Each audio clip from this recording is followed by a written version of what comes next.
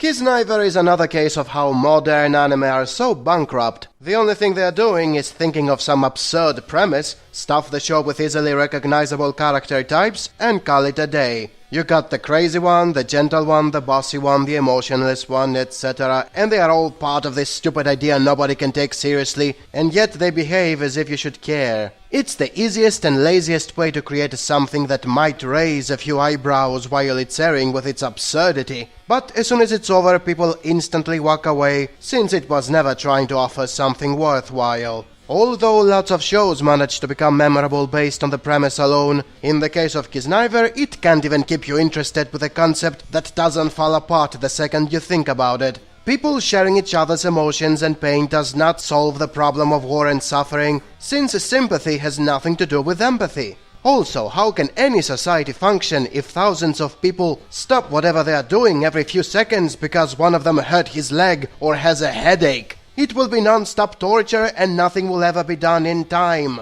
Yet this mess is orchestrated by politicians who wasted billions of dollars on a project any person with 3 digits in his IQ could tell them it doesn't work. Worst yet, it treats whatever the show calls characters as nothing more than guinea pigs that do nothing but react to the situation. They have no life goals outside of being passive to a social experiment they never chose to be part of, becoming boring and uninteresting as a result. Whatever character development they seem to be getting is forced upon them by the plot instead of it being achieved through personal choices and realizations. There are points where they have to open up to each other and make everyone realize they are not really as one-dimensional as they seem to be on the outside. They just act in specific ways that make them seem one-dimensional because that way they stand out better. That sounds like self-awareness and development, but then you realize they were threatened into opening up, or they would be constantly tortured by a bunch of scientists who hacked into their private data without their consent. It's illegal, immoral, and has nothing to do with free choice. Also, once all these revelations are over, they don't amount to something.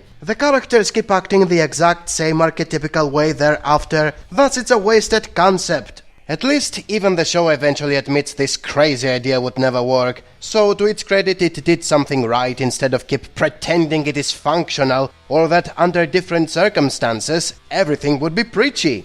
And this brings up another usual problem many modern anime have. They build the entire plot around a crazy idea they eventually agreed would never work, yet still go on with it just to show why it's a bad idea to begin with. This does not make the show intellectual or deep, because the only thing it's doing is telling you everything about it is wrong, therefore it shouldn't work, and thus it shouldn't even exist. Yet it's supported by several politicians and scientists that somehow believed it would somehow work. Basically, this makes every smart person in the show to be stupid, and by extension the whole show comes off as stupid. As it usually goes, the show keeps trying to hide this issue by throwing in as much romance bait and cringe situations as possible. Hey, look how messed up are these characters, and check out how crazy is everything. It makes sense not to make sense. And since the majority of modern anime fans care only about enjoyment instead of giving a damn about if whatever they are watching makes any damn sense, these types of anime get enough traffic to excuse the production of more of them.